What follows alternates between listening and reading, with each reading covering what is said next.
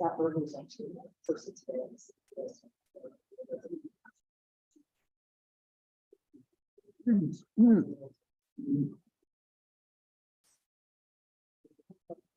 Good morning, everybody.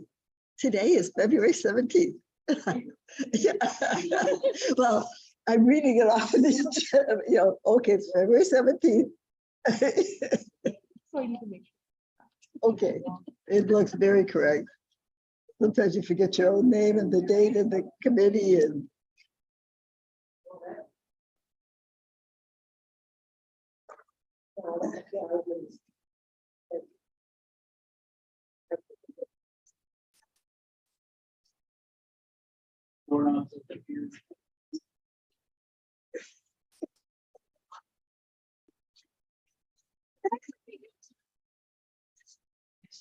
Sorry. Actually, yeah, thanks. It's fine.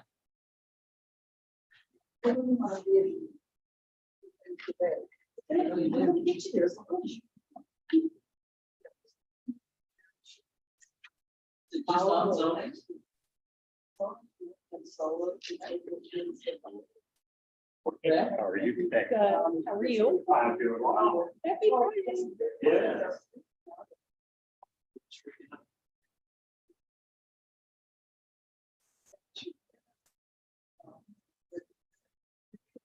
Basically, you can't.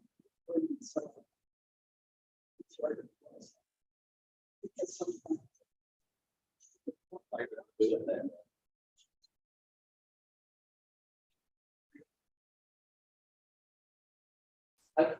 Most of this is aesthetics. I realize. Right, you know, like Palmer. So it's not. Okay, pretty. Lines are. The height ordinance doesn't always have to be the same as other noise ordinance. I think, yeah. I love those things. Okay, are we on? Where? You ready? Yep, all right. Or just say John up till that time. Size of those things. Good morning. Good morning. Bad morning. Have you heard about the ones they're putting out in the ocean? My name is Mavis Bates. Today is February Microphone, please. Turn on the other one. Good morning. I am Mavis Bates. Today is February 17th, 2023, and welcome to the Kane County Energy and Environmental Committee meeting. I'd like to call this meeting to order. And Madam Clerk, would you please call the roll? Allen, Caius, Vice President. Roth, Roth here. Strathman, Strathman here. Young, Young here.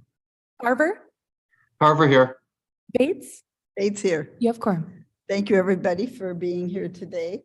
I would like to introduce a guest just to kick off our meeting.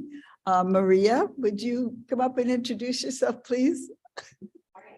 I still call her by her old name. Into the microphone so they can hear it online. Good morning. Thank you. There Thank you you go. for inviting me up to introduce myself. I just wanted to come and see what your projects are, what you guys are doing. My name is Maria Manzo. I'm with the Office of Congressman Bill Foster. We now represent the 11th District, which now includes a huge portion of Kane County. So I'm interested in seeing what projects are going on, how our office could be of service to you, and to let you know that I'm your point of contact at the Congressman's office. So if there's anything that you need from us, always feel free to reach out. After the meeting, I can give you guys all a card. So Thank you, for having Maria. me. Welcome. Okay, may I have a motion to approve the minutes from January 13th? Highest move. Strathman seconds. Pardon me? Who's that? Strathman. Strathman seconds. Any discussion about the minutes from January 13th? Okay, please call the roll. Allen, Hmm? Caius, Guys, yes. Roth, Roth, yes. Strathman, Strathman, yes. Young, Young, yes. Carver, Tarver, yes. Bates. Bates, yes. Approved. Thank you very much. Okay, is there any public comment, either in the meeting room here or online? Okay, seeing none, we'll move on to environmental with Ms. Wolnick, please. I will defer to Ivy Clee for the introduction of our speaker. Good morning, everyone. So Kane County participates in the Grow Solar Chicagoland program every year with Citizens Utility Board and the Midwest Renewable Energy Association. And David Weaver from the Citizens Utility Board reached out to me about a new and upcoming program that is going to look similar to Grow Solar Chicagoland, except it will be for heat pumps, so air source heat pumps and geothermal heat pumps. So I asked him to give a presentation today so committee members can learn more about what the program will look like, and an opportunity for everyone to ask questions. And I would like for committee members to give a consensus on if Kane County would like to participate in this program after the presentation. So David, feel free to take it away, and thank you for being here this morning with us. Thank you, Ivy, and thank you, Kane County Energy Environmental Committee, for having me. I greatly appreciate not only the opportunity to talk to you today, but also everything you do to serve the community. My mom worked in local government her entire career, so I'm, I have a great appreciation for what you do. So with that, I'll start, and please at any time, if you have a question, don't hesitate to interrupt me, and I'm happy to go in depth on any particular subject. So what we're hoping to do is to launch an air source heat pump and a geothermal heat pump, Grow Geo and Heat Smart Chicagoland, respectively. Group buy program for Kane County and the other Collier counties as well. It'll be for residents and small business owners, nonprofits, etc. And it'll be in partnership with the Midwest Renewable Energy Association and Citizens Utility Board. And then for the geothermal program in particular, we'll also be partnering with the Geothermal Alliance of Illinois, a nonprofit industry group that works to grow the geothermal industry, but also protect it from bad actors who are not good at their work. Next slide, please. So today I'll tell you a little bit about MREA and CUB, what the programs are, the goals, and what these technologies are, and how we'd like you to get involved if you're interested. Next slide, please. So the Midwest Renewable Energy Association is a nonprofit that focuses on energy efficiency, renewable energy, and sustainable living. Their focus is throughout the entire Midwest, and they have a lot of programs, as previously discussed. Grow Solar is one they partner with us for, that Kane County is involved with. Citizens Utility Board is a nonpartisan, nonprofit consumer advocacy organization that looks out for everyone in the state of Illinois that pays a utility bill. We represent consumers at the Illinois Commerce Commission. For example, when ComEd and Nicor Gas try to raise the rates like they're currently doing, we'll fight them at the Illinois Commerce Commission.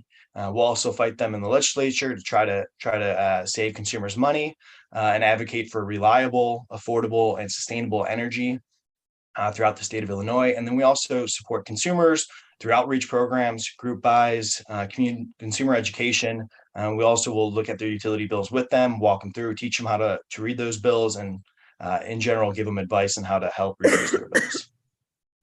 Next slide, please. David, are you from CUB or MREA? CUB? I'm from CUB. Okay, good. Thank you. Yeah, sorry, I don't know if I introduced myself. I got right into it. My name is David Weaver. You did, but I just forgot. That's okay. No worries. And I'm our carbon-free buildings coordinator. David Weaver. So, yes. Mhm. So a group buy is a model that's competitive selection. For these programs, it's going to be multi-installer, but they're going to have to sign a very strong consumer protection contract. And then they'll also have to offer rebates to consumers if we get enough consumers to join the program. The thought being is that they can get a bulk discount when they're purchasing their equipment from either the distributor or the manufacturer, and they could pass some of those savings on to consumers, helping reduce the barrier of affordability for our consumers. It's limited time, community-led, focus on customer education, particularly with the Grow Solar, helping consumers understand how solar panels work, what all the incentives and finances are to support their decision. And for the heat pumps, it's not necessarily a new technology, but it's new to a lot of us. So helping people understand the pros and cons and what they can do to make sure they're protected. The goals of the program, of course, to make it more affordable, strong consumer protection, and establish programs with partners in the community such as Kane County. Next slide, please. Oh, sorry, hold on. The map to the left just kind of gives you a location of all the group buys that MREA has participated in throughout the Midwest. And the vast majority of those in Illinois, Cubs also participated in. Next slide. So the benefits of group buys. First and foremost, it's, in my opinion, consumer protection. There's a very strong consumer protection contract that we're putting together for both of these programs to make sure that if there's a bad design or it wasn't installed well, that the consumer is protected and able to get it fixed. Also, it's the ability to share cost savings by doing a bulk purchase instead of individual purchases. And then it's providing education so people understand what questions to ask and if it works well for their home or not. Next slide, please. Guiding principles is that customers adopt energy efficient and renewable technology when their neighbors have done it and they're happy with it. Word of mouth is so critical, I think, to the adoption of new technology. And that's one of the guiding principles of this program. Additionally, if we get the support of municipalities, counties, affinity groups, for example, Sierra Club, just to throw one out there, that can help bring in more people to the table who may not have even heard of heat pumps before, and we can provide them the education to making informed decisions. Next slide, please. So air source heat pumps. Fortunately, we all already have one in our homes. How it works is you can't create cold. You can create heat, right? You could burn natural gas, you could burn wood, you can run electricity through a coil and generate heat, but you can't create cold. Our refrigerators work by pumping the heat energy inside of our fridge out of the fridge, and even more in the freezer. So if you ever put your hands at the bottom of a refrigerator, you can usually feel warm heat coming out. A lot of that is the heat energy that was inside your fridge, just moving the heat out. So an air source heat pump works very similar to that, but it works in two directions. So in the summer, same as a fridge, it'll take in all the heat in your home. Well, not all of it, of course, but it'll take heat out of your home and it'll pump it outside into the air.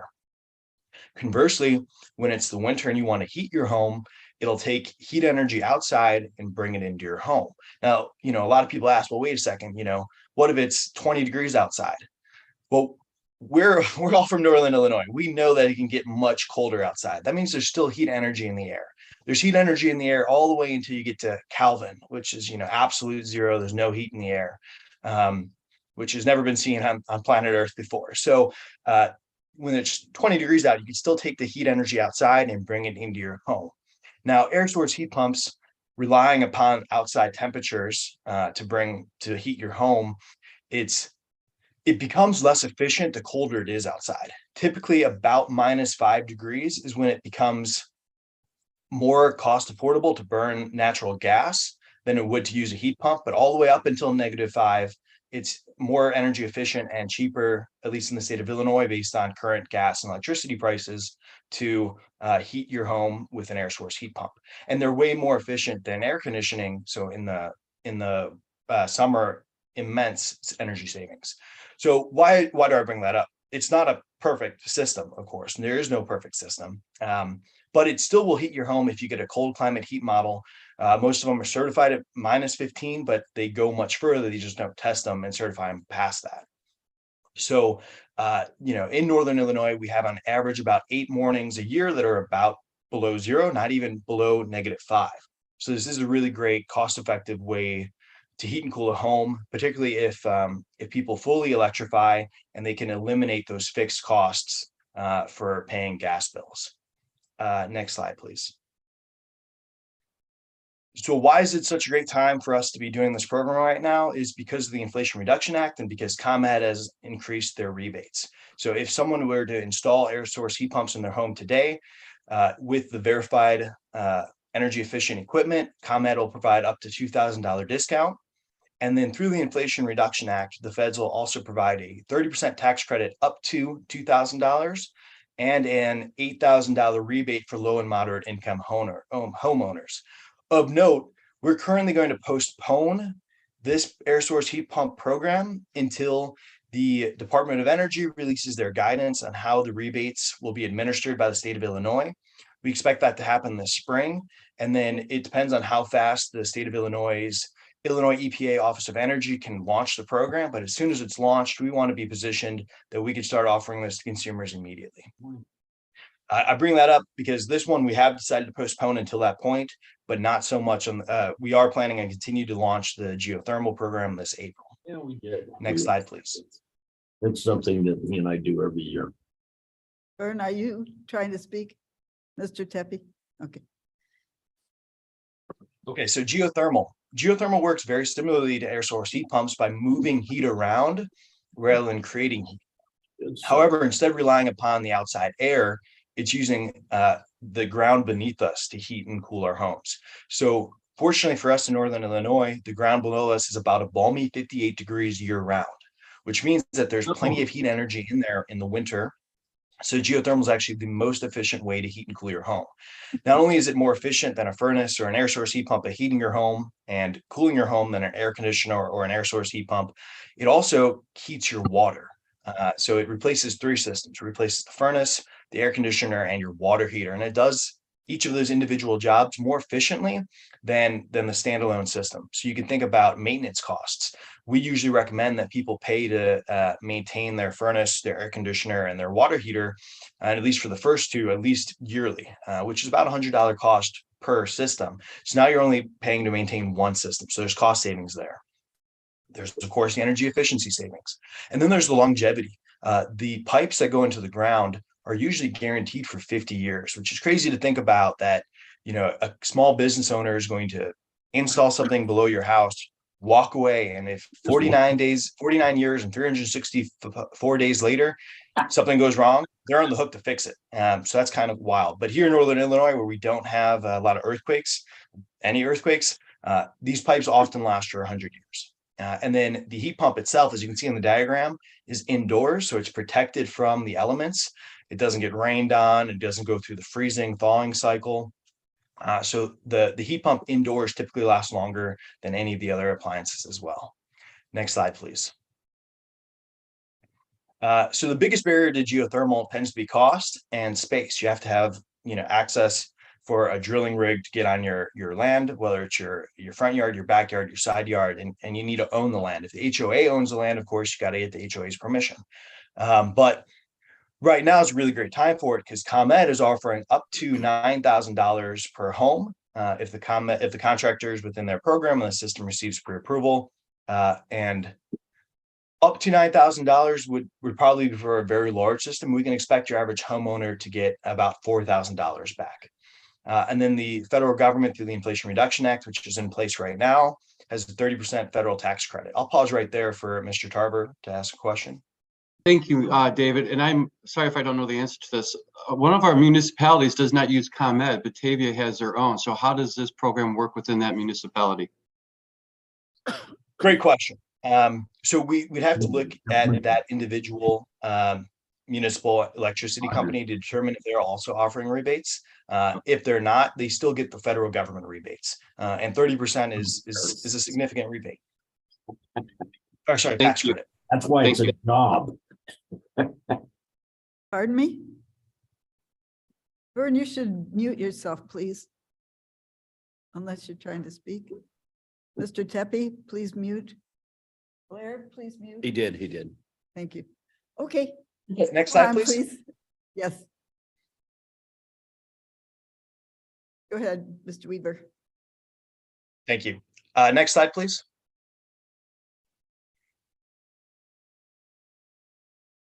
So I wanted to throw the slide in there because we are going to continue the solar group buy this year. More information will be coming out to Ivy, I think soon. We're partnering with a new partner for this. We are still partnering with MREA, but we'll also be partnering with iChooser as well. So we're finalizing those details. But since 2019, we've educated 2,542 residents about solar.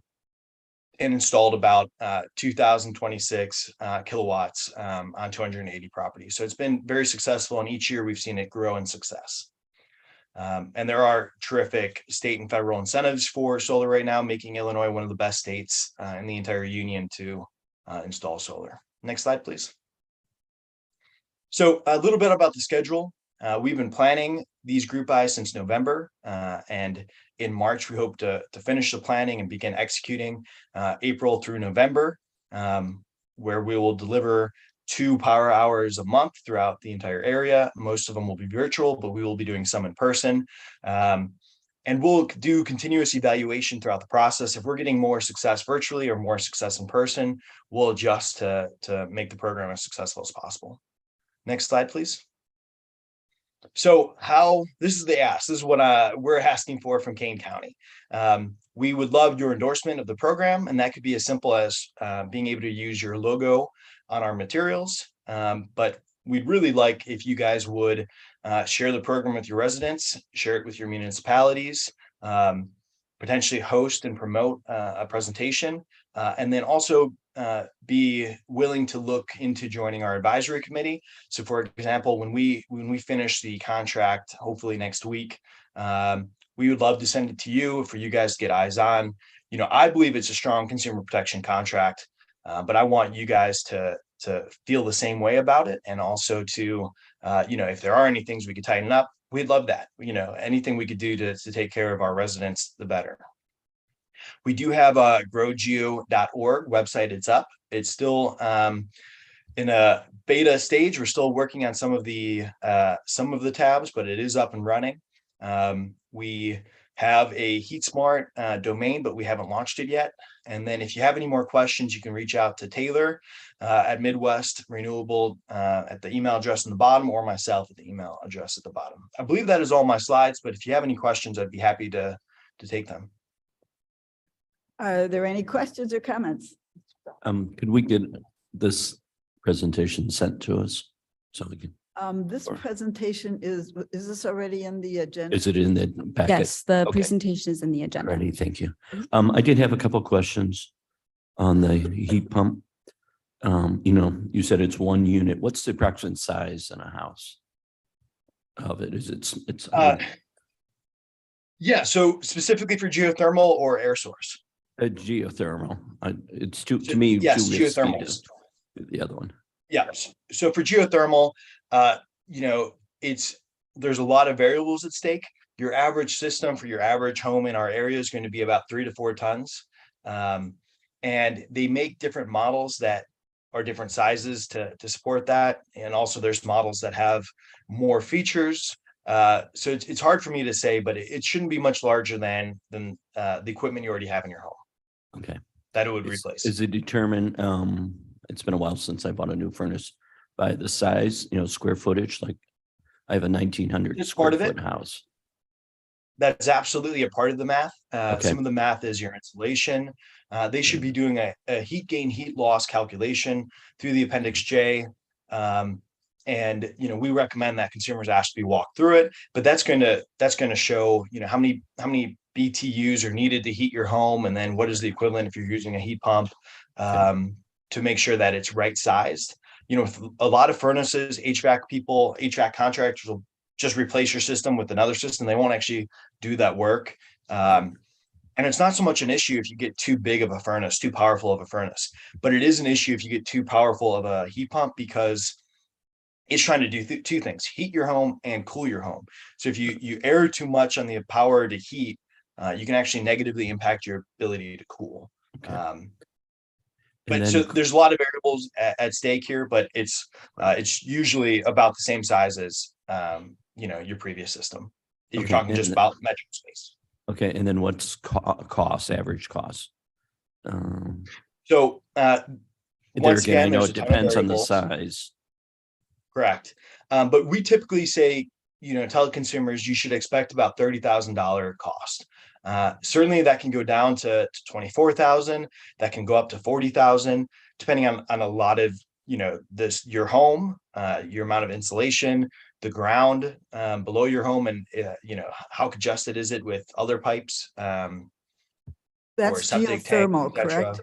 You're talking about geothermal or a geothermal. heat pump? And what about, okay. Okay, Yeah, I have okay, a go few ahead. more Mark, questions, sorry. okay. And then it's only electrical hookup, right? For the Correct. heat pump? Okay, just wanted to double check that. And And what- then on the pipes, how deep do they have to go and what I don't know if it's square footage or cubic foot does it take up underground? Great question. So there's two main ways to do heat pumps. One is deep, we'll call it vertical. Another is wide, we'll call it horizontal. So depending on, which way you do it, and, there's also hybrid, there's not strictly one A or B. So there's a lot of variables in there depending on the ground beneath your home and how much space you have. If you have a huge plot of land, they might do horizontal and it won't go very deep at all. It'll just go deep enough to avoid, the frost layer on top of the soil. So that'd be like so 3 it's feet, hard- 3 feet deep if you went horizontal or deeper? Yeah, I think that's roughly about right, and I would defer Okay. to the driller. Yeah, our um, frost line is yeah, about yeah. 5 feet here. Okay. It's like Well, then it'd be, digging a probably 6 feet. it's like digging a swimming pool in your backyard and filling it up with pipes and then filling it back in. So that large? I I mean, think so. No, what I've seen. they're directionally bored, so there's no open excavation when they install them. Okay, the pictures Correct. always show them. all right. Thank you very much. That And what was about the very helpful. price of a heat pump, David? The price of an air source the heat price pump? of a heat, yes. So once again, huge diversion in prices depending on the size of your home and the size of or the amount of insulation and also the local labor costs. So the national average price of an air source heat pump for a 2,000 square foot home is $14,000 before all of the incentives. It's hard for me to give that number to consumers right now because I was just talking to a contractor who just recently did an installation in Chicago and it cost $52,000. And I was like, what? That's insane. And then he walked me through it. It was a very old home. He had to go through brick, labor costs in the city of Chicago. He's paying his guys $45 an hour. And as he worked through all those added expenses, it was pretty shocking, but that's what that was costing there. So in Kane County, I'd expect it to be cheaper, much cheaper than Chicago, but it's going to depend a lot on the size of the home, the space, the insulation in the home, the leakage, the building envelope, and then exactly which model they go with. Well, I've been Googling this and it was a lot less. So there must be a lot of more like 6,000. So there must be a lot of variations there. And so I was a member of the second solar group by Grow Chicago. So I am totally in favor of this. I want to be the first one to sign up. But my solar panels cost $17,500. By the time I got done paying for it and got a $1,200 check in the mail for being in the group buy, I was out of pocket about $5,000 or $6,000. Do you think the math is going to work about the same on these units, that you might pay out $20,000 and end up out of pocket 5, 6, 7? Is that what the math is going to do with the tax rebates? And are there any so SRECs here? There's no RECs. No SRECs. I So mean, for it's the not geothermal, solar, so. right. So for the geothermal program, I expect people to be out of pocket upfront about $15,000 after incentives. And then if they're switching from a 80% efficient furnace and a 10 SEER air conditioner unit, I expect them to be saving, almost $1,700 a year. Right. So significant savings. I'm sorry, I keep And turning one off my note is camera. you talked about the air source heat pumps being much cheaper. Here in Northern Illinois, we need the cold climate heat pumps. And also to get the rebates and the incentives from the federal government, they have to be the most energy efficient models, which hurts, but drives up the cost. Okay, thank you. Any other questions? I did come up with one more. I was going to ask about efficiency. Do they use the same number as normal furnaces? I think it's SEER. I may be dating myself on terms. No, you're not at all. So the heat pumps used here, the air source heat pumps used here, generally the geothermal do not. There is a way Okay. to convert it to SEER, which is what I've been doing when it comes to some complicated comparison math. But they typically don't advertise it by SEER. Okay. So, but they are highly rated. I mean, over 10 Yes, years ago, I went with the yes. high efficiency, and the difference in price paid for itself in a year. So, Mhm.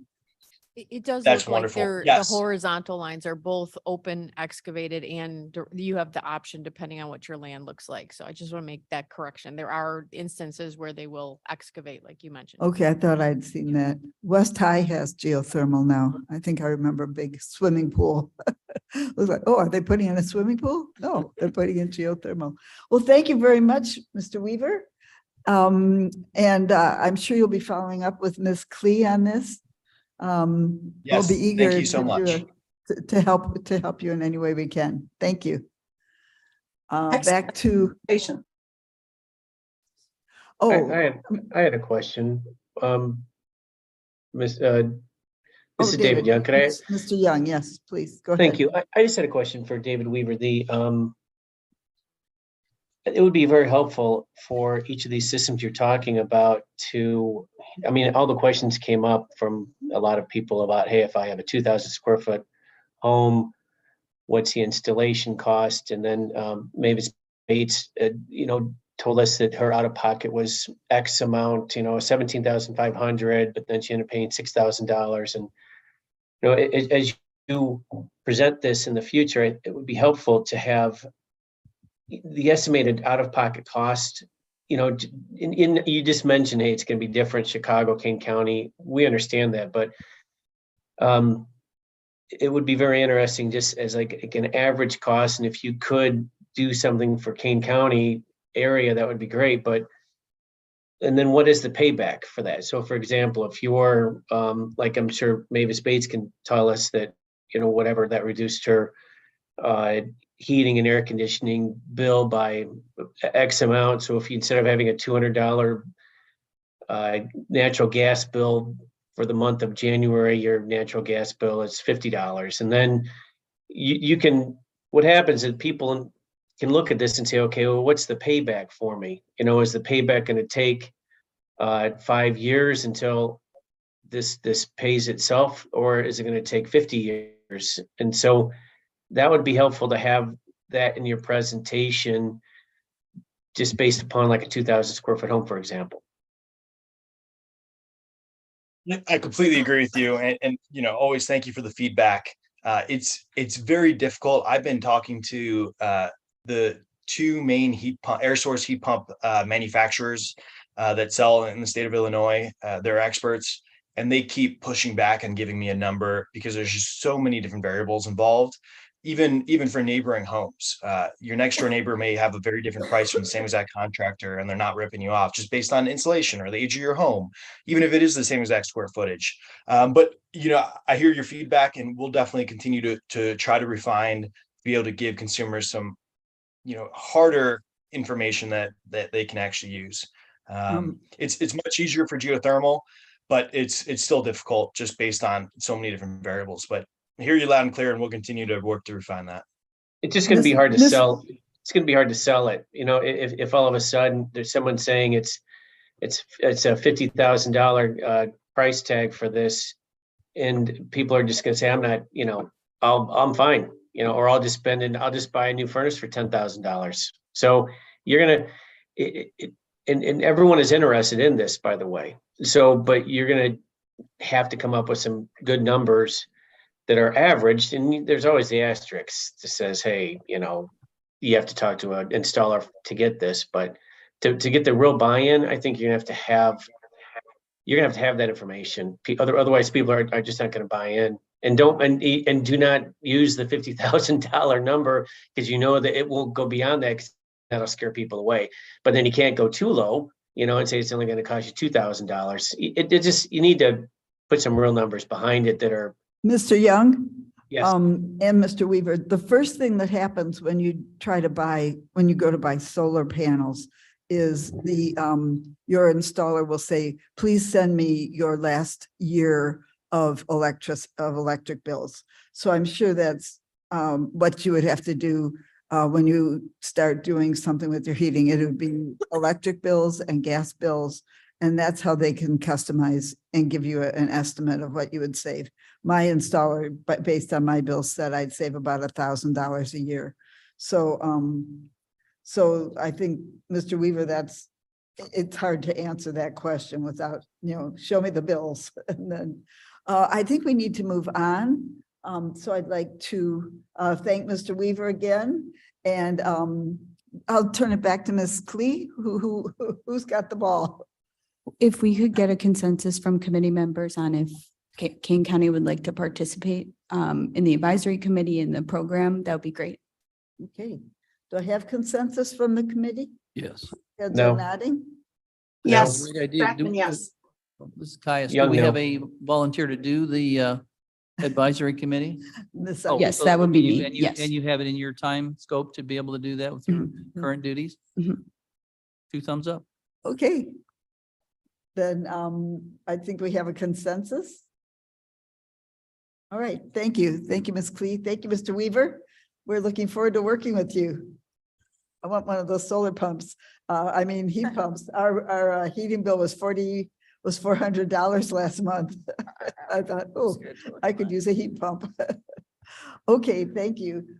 So let's move on to Claire Ryan. Ms. Ryan, please. Great, yeah. All right, so I have a presentation and a resolution for the committee today, and we'll start with the presentation. This stems from conversations we had in the fall. I got, some questions from committee members about, well, we know Batavia and Elgin are looking into these single-use bag fees. What is the county position on this? Have we ever considered doing a county ordinance? So I kind of really sunk my teeth into that, and I have the results for you. So next slide, please. So just kind of from a philosophical standpoint, why might a municipality choose to regulate single-use bags? Plastic bags tend to be the main target of these laws, though they do often also tie in single-use paper bags. Plastic bags very commonly become litter, both on purpose when someone just throws a takeout bag out their car window, and accidentally because they take wind so easily and just kind of fly away. They are highly mobile in both the terrestrial and aquatic environments. Intact bags can pose an entanglement threat to wildlife. We've probably all seen kind of awful pictures of, often it's sea life, but it does the same thing in a river, water birds tangled up in a plastic bag.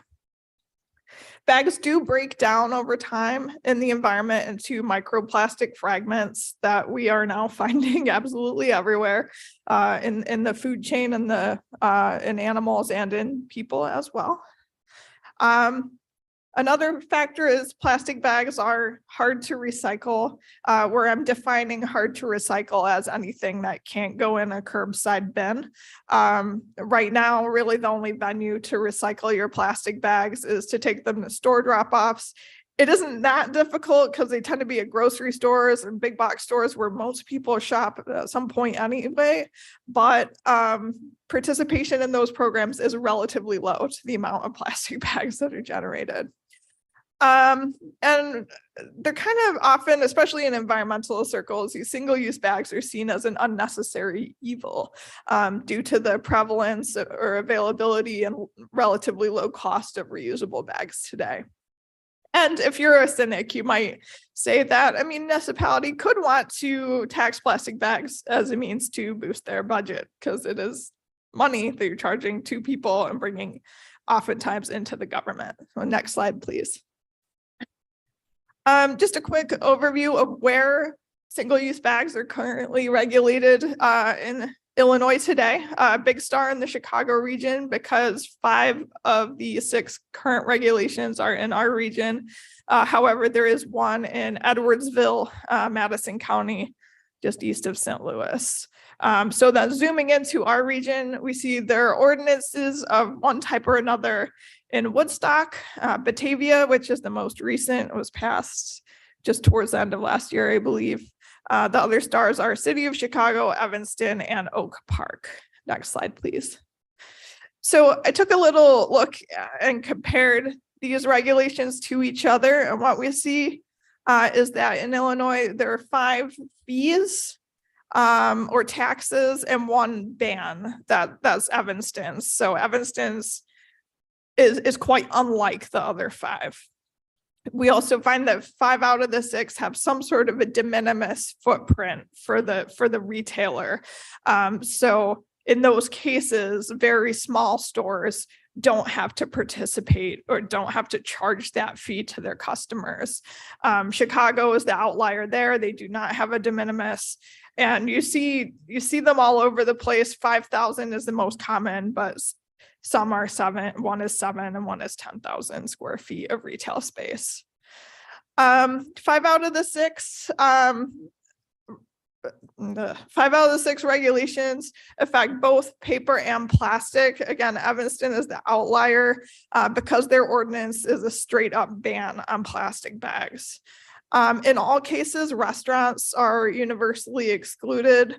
There's probably a few reasons for that. You know, we all know restaurants took a big hit with in COVID and no one wants to add a burden. But there's also like the other fact that people just don't show up to restaurants with a reusable bag to put their doggy bag, their leftovers in. Certain bag types are also universally excluded in these laws. They tend to include bags for prescription drugs, newspaper sleeves, dry cleaning bags, produce and perishable bulk item bags. So really any bag you might use in the grocery store before you get to the checkout line is usually excluded. And then situations where the bags themselves are the product. So garbage can liners, pet waste bags, gift bags, food storage bags, etc. 3 out of those 5 fee generating ordinances direct funds to environmental programs. Chicago and Edwardsville do not, but for different reasons. Chicago puts theirs into their general fund. They did make, in the last 5 years, about $50 million through the plastic bag tax in the city of Chicago. And then Edwardsville, interestingly, decided to let the retailers keep the entire tax. So while it's charged to customers, the local government doesn't see any benefit from it. Next slide, please. So the question that I think our committee was asking is whether the county can show leadership on this issue through a county ordinance. And it's complicated because we really only have jurisdiction to do that in unincorporated areas. But there are businesses in unincorporated Kane County, some of which very likely utilize single-use bags, but how many? So that took some digging into GIS data and generally our tax parcel data with the help of our IT team. I found 712 commercially zoned tax parcels, which reduced down to 182 commercial properties that actually have buildings. There's a lot of cell phone towers and gas pipelines out there. No plastic bags needed. And I narrowed that down to 37 businesses that are likely or possibly might provide products in single-use bags to customers on a regular basis. So that was like ruling out things like car repair centers and like lawn tractor sales, landscape material sales, stuff like that. Because I mean, no one's getting their lawn tractor in a plastic bag. And then if we apply the 5,000 square foot de minimis and take out all restaurants, which we won't have to do, but that is the most common approach to these laws, the potential impact actually shrinks to only 10 businesses. So next slide. And I did also kind of identify a potential equity issue as well.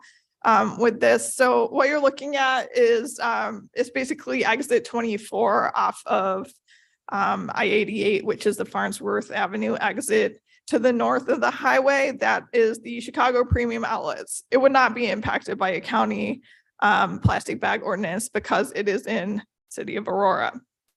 I don't have a pointer, but to the very bottom left corner of the picture, there's 2 buildings, and the northernmost building is kind of square, is a jeweler in unincorporated Kane County. I don't know what their retail square footage is, but based on a GIS estimate, it is over 5,000 square feet. So they'd be subject to our ordinance, whereas that entire giant outlet mall wouldn't. And that seems kind of wrong. Next slide. So I did want to present some other options that we could take on single-use bags and single-use item issues generally. One potential is to enact a resolution expressing concern or a specific position on single-use bags or single-use items more generally. Some advantages of doing this, it could be a tangible demonstration to state representatives that this is an important issue to Kane County residents.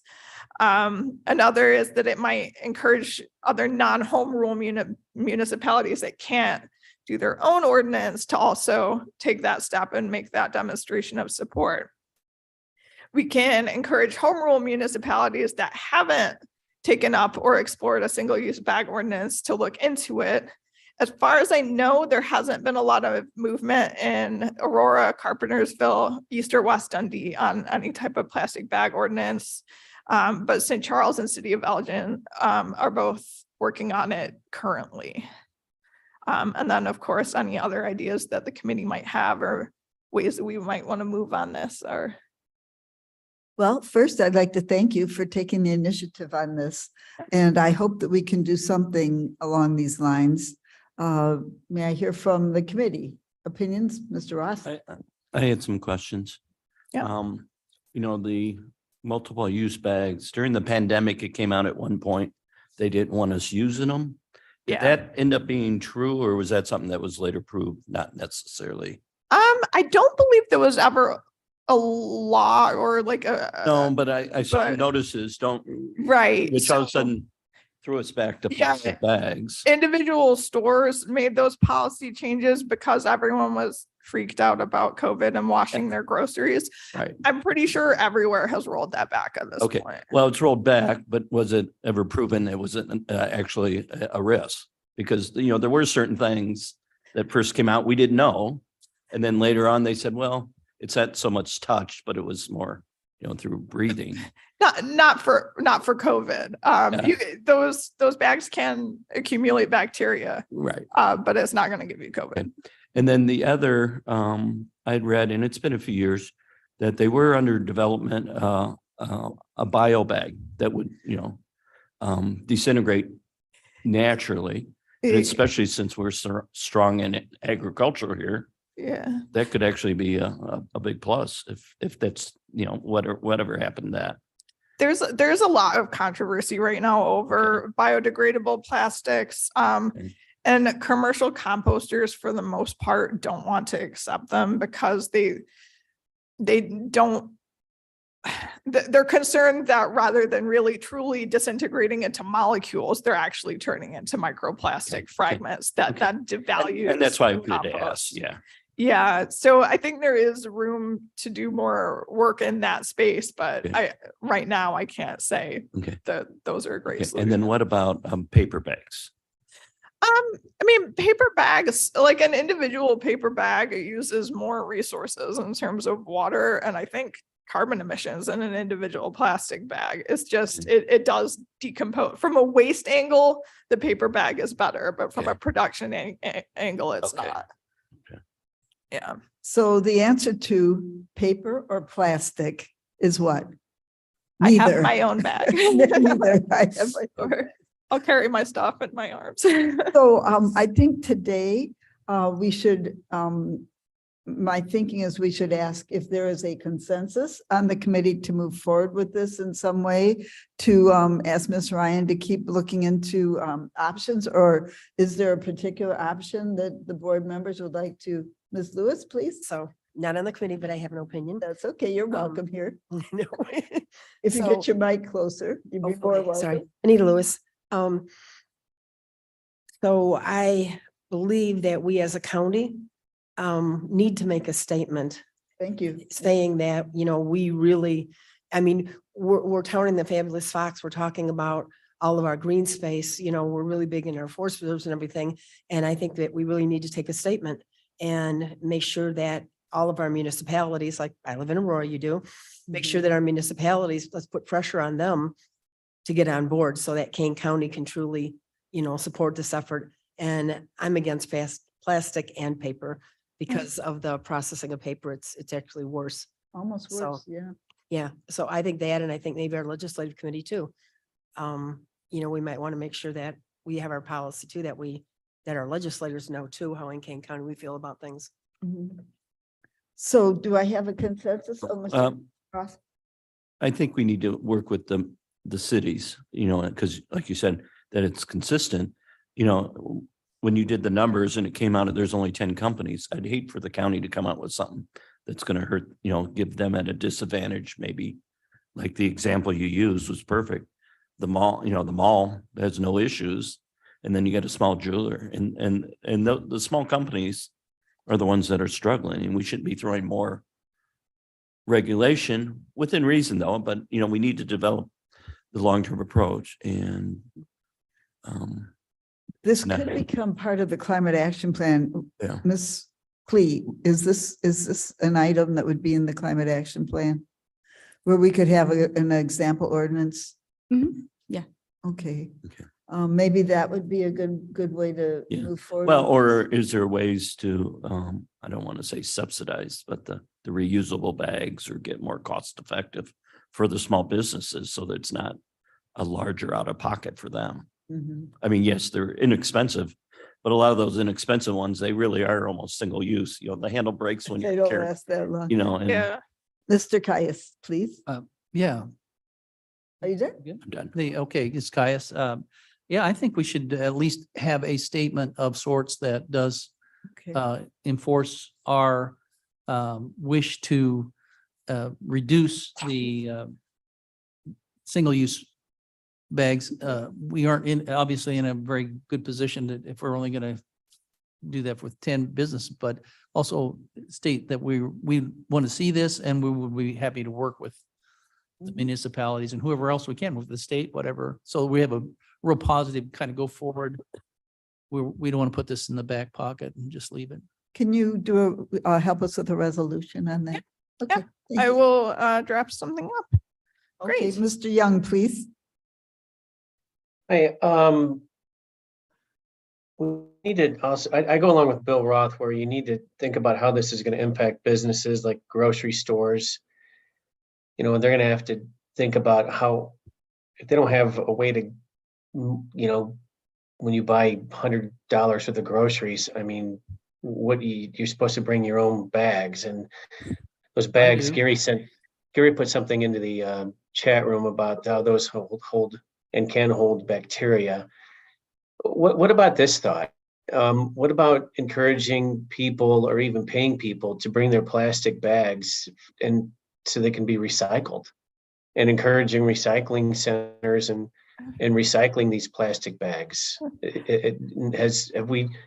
Has anyone talked about that in the past? Is that a That's good an option? interesting. I was on that webinar I sent you guys yesterday, and I made a comment like, the grocery stores sell that plastic to a deck manufacturer, and the deck manufacturer adds the plastic to wood and makes a product and sells it for a lot of money. The consumers that bring that bag and create that feedstock don't see any of that money. And that seems like a problem. But unfortunately, I don't think recycling is the answer for plastic bags, because there's no market right now to make LDPE, that's the type of plastic it's made out of, into new LDPE. It's getting made into stuff like decking, which is great for the 30, 40 years it lasts, but then it just goes to the landfill. But we're trying to just eliminate plastic bags, right? I mean, that's what we're trying to do, and reduce that impact on the environment. I mean, if people still continue to use those bags and they get recycled somehow, what if we had a recycling effort? I mean, that's just my only, forget about the economic impact of anybody at the moment. I thought this whole idea is about just getting rid of bags and making sure they're not in the environment. What about encouraging people to recycle these bags? That's my only point. Okay, thank you for that. with, the old saying, reduce, reuse, recycle. Reduce and reuse are usually less impact. As Ms. Ryan said, even though we are already encouraging people to recycle, they're still getting into the environment. When Kiwanis and Aurora does our one-day cleanup, we're going out to the river, we're going out to the creeks and the fields along the river. The worst pollution is the white film plastic bags. They're everywhere. They're in the trees where you can't get them down. They're in the river where, they're causing pollution, even though we are already encouraging recycling. But I think we, in some ways, need to do both, Mr. Young. So, okay, thank you, Ms. Ryan. You have a resolution you'd like to? Yeah, I actually have a couple more quick program updates. It's just a couple slides. So next, please. They are exciting though, especially this one, if you're Mavis. So we are in the course of redesigning the recycling website. And this is what we think it's going to look like. This page is live online right now. It's just not anywhere anyone can find. The reason we haven't completely implemented this yet is that it represents a really big reorganization of every single page of the 100 something pages that we have in the recycling site. So I am working with IT on that, but I'm really excited. I think it looks nice and modern and a lot easier to navigate than what we currently have. It looks beautiful. Will this be its own domain, sort of like if somebody Googles King County Recycling, this will pop right up? It should. I'm not sure.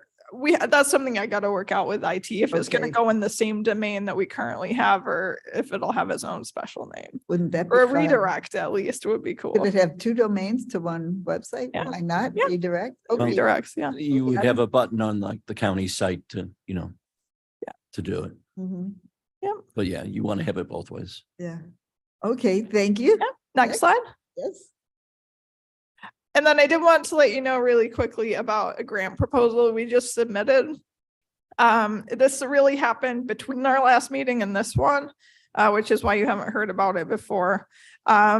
So the Kane County decided to team up with several of our neighboring counties and also Swank and Swalco, the solid waste agencies of Northern Cook and Lake, on a team grant instead of going it alone. Part of the reason is that the size and scope of what they were looking for in these grants would be very hard for a single county to do alone, honestly. And the idea is that if it is funded, we will have a regional multimedia ad campaign, including transit, billboards, garbage cart stickers or recycling cart stickers, movie theater ads, potentially social media, and a campaign website for the Chicago region. And the project will also fund sub-awarded projects to counties and municipalities and those solid waste associations for local priority projects such as cart tagging, targeted mailings, business or institutional outreach, et cetera. So there would be some money coming directly to King County if this is funded. And the billboard there is just an example of something they've done in Michigan to boost recycling with raccoons, which I think is awfully cute. It's cute, but We have some recycling animal boxes. control people may disagree with that. Yeah, yeah. But then also some of the farmers to the west would heavily agree with it. Yeah. Well, you're not recycling the raccoons. No, The we are not. raccoons are recycling. And I'm not sure, the Chicago one probably won't have raccoons on it. So We should have foxes recycling. Yeah. Okay. yeah, next. next, and we'll go to the resolution. Next. All right. So what this is a resolution to authorize an annual, or this year, a payment to eWorks to offset certain expenses associated with the recycling centers. It's honestly elements of the centers that in other counties, the county provides. And eWorks has kind of made it clear to me since I started. They're like, in DuPage or in Cook, we have these, amenities and we have to pay for it in King County. And it's really hurting our ability to break even on our program, which is that puts the sustainability of the program at risk. So really, is to give, I think is $9,000 this year to eWorks to offset the cost of renting the trailers at both sites and the restroom facility, temporary restroom facility at Fabian. So they are kind of exposed, especially that one is a very exposed site. It just doesn't have infrastructure. So, Okay. And is this in the budget? yes. Okay, thank you. I have a Caius would move. motion. Roth will second it. Mr. Caius, Mr. Roth, any questions or discussion on this resolution? Mr. Caius? Just from my past experience, the last 4 or 5 years on the committee, I'm just was holding my breath. It seemed like, how could this be so good that we could have this for free? And so this was sort of an inevitable kind of a situation with the electronics losing value and everything else being the same way. So, Yeah. and obviously you've taken care of it in the budget. So I think that's it. Is this going to be a big bite out of budget? Is it going to hurt us anywhere else, or? Because this is a lot of our recycling budget is through the Grand Victoria Riverboat, which isn't exactly stable. So it kind of depends how that fund fares. While it's healthy, it's not a big deal. But if we have more COVID years ahead of us, I hope not. It could be difficult. That's why they added cardboard and paper to our sites, because they sell that. To help offset some of that lightweighting of the electronics, but those markets crashed this year too. So it's just it's tough right now. So in order to continue giving this service to our residents, we have to help pay for it. So any other questions? Is part of the state mandated? I mean, I know we had to have a certain number of permanent sites in order not to have. If we opt to participate in the Consumer Electronic Recycling Act, then yes, we do need to have a certain number of drop-off sites or events. We can choose not to, but then residents are on their own figuring out how to dispose of those materials. It's real popular. I know when I volunteered, it's a lot of people bring them in. So. Yeah. Okay, may I, clerk, would you please call the roll? Allen, Caius, Guys, yes. Roth, Roth, yes. Strathman. Ms. Strathman? Young, Young, yes. Carver, Carver, yes. Bates, Bates, yes. passes. Thank you very much. Now I would like to pass the baton to Ms. Klee. Thank you. I'm just going to run through some sustainability updates quickly. Next slide, please. So I am excited to announce that Kane County will co-sponsor a One Earth Film Festival film showing. The film will be going circular, and it is a partnership with Fox Watershed Partners this year. The film is going to be focused around circular economy. The showing will be in person on March 9th, next month. I think the film is airing from 6:30 to 8:30 p.m. and there's also a virtual screening if anybody can't be there in person. And it will be at Waubonsee Community College at the Aurora downtown campus. Tickets are free, but there's an $8 suggested donation. And I can send out information on where to reserve a ticket and find more details, and you can watch a trailer online. But please spread the word about this event. We're excited to be a co-sponsor this year. Next slide, please. I also wanted to provide an update on the climate action implementation plan and what's going on with that project. So the greenhouse gas inventory and the vulnerability assessment have been completed by the consultant Pale Blue Dot. We will share those results at the next E&E committee meeting. The community engagement has been occurring throughout Kane County Connects newsletter and our local municipalities, as well as Metro West Council of Governments. We've been doing a lot to engage with local municipalities, local community groups, and get some public participation. We did send out and we launched a public input survey. And I believe as of today, we have around 530 responses. And our goal is to get that number to 1,000. So hopefully we can make it, but we're doing pretty well so far. And we would appreciate if you guys would send out the survey to anybody who would be interested in filling that out. On the next slide, I also have a link to and a QR code for that as well, but it is in the Kane County Connects newsletter. There's a link for that, I believe, every Tuesday and Thursday. We do have upcoming some community listening sessions where we'll engage with local members of the community. Those will look like kind of a town hall format. And we are almost ready to announce those dates. We're nailing them down. They'll probably be at the end of March, early April, and we will plan to host one at the Kane County offices, one in Aurora and one in Elgin. Next month, we are also planning to work with the Farm Bureau and be present at their meeting to engage with farmers and discuss how agriculture will play into the climate action plan. And we are also wrapping up the climate action team finalization. So we would appreciate any kind of spreading the word that the committee members can do. And please feel free to reach out to me if you want to learn more about the project or if you just want some materials to send out. Any questions? Yeah. Is the survey on our King County Facebook page? There's Facebook posts, yes. So we can share that pretty easily, right? Yeah. Okay. Okay, it's easy to share Facebook to Facebook. Of I course, can so I can that's all send right. you the Facebook post. Not everyone uses All right. Everybody share this on Facebook. That'll be fun. Unfortunately, not everyone uses Facebook. Unfortunately, no. Or fortunately. Yeah. Okay. Okay, next, Next please. slide, please.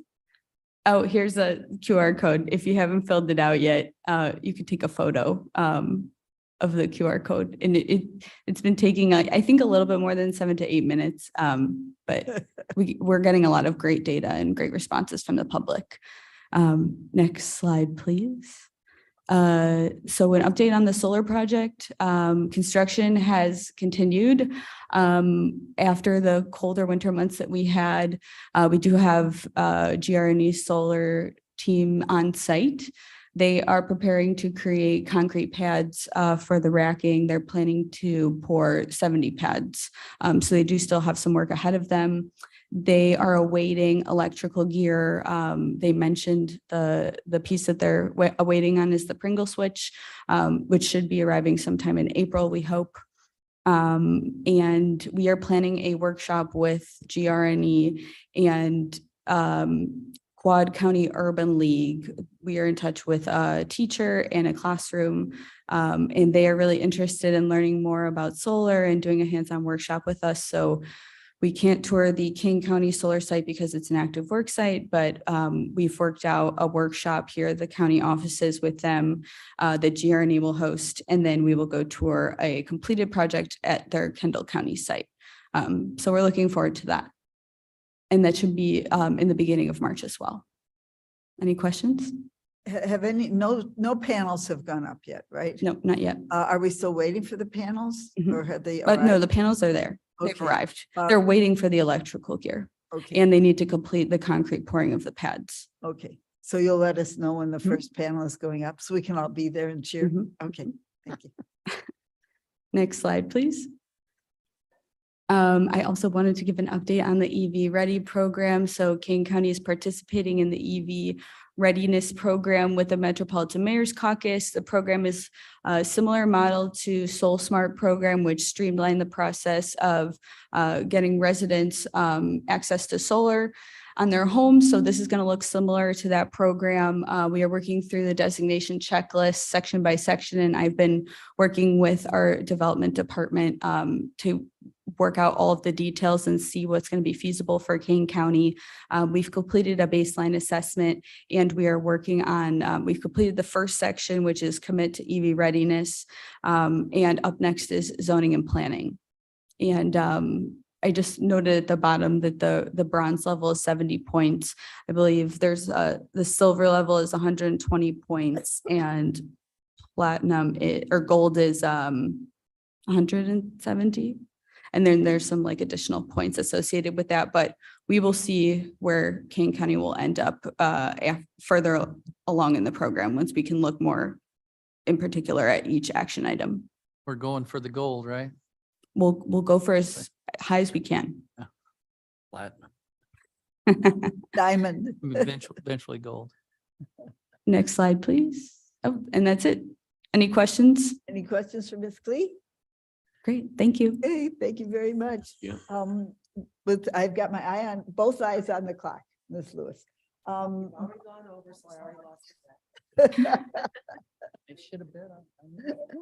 can't believe she bet that I would finish my meeting at that. I just have a couple of comments, and that's that, why am I echoing? And that's that, thank you very much to my wonderful team. Turn off your audio on your laptop. That's.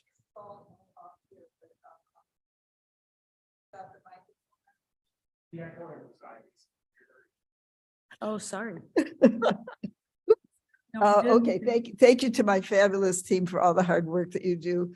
And we are looking into aspects of the Climate and Equitable Jobs Act and the Inflation Reduction Act, because there are billions and actually hundreds and hundreds of billions, and I sound like Carl Sagan, right? Billions and billions of dollars coming out of these federal and statewide acts. This is a once in a lifetime opportunity for Kane County to seize the day, seize the money. So I'm looking into this a lot with the help of these, the staff. We may even try to get more help to do this, but mostly right now we're working on trying to get a workforce hub. The DECIO, Department of Commerce and Economic Opportunity, has determined that one of these workforce hubs will be offered to Aurora. And so I'm working, I just contacted IBEW. Let's make sure this happens.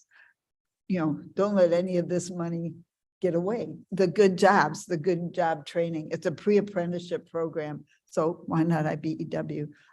Any other comments from the peanut gallery, from the committee? Okay, thank you very much. May I have a motion to adjourn? Oh, You got to put the report. may I have a motion to place the reports on file? So move. Who's that? Cheryl Strathman. Fritz, Ms. Strathman. Thank you, Ms. Strathman moves. Hi, a second. Kaya second. Roll call, please. Allen, Aye. Caius, Guys, yes. Roth, Roth, yes. Strathman, Strathman, yes.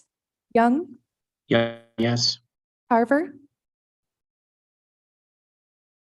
Bates, Yes. passes. Okay. Now, now can I do that? Now may I have a motion to adjourn the meeting? Roth will make the motion. Roth moves. Kaya seconds. All in favor, please.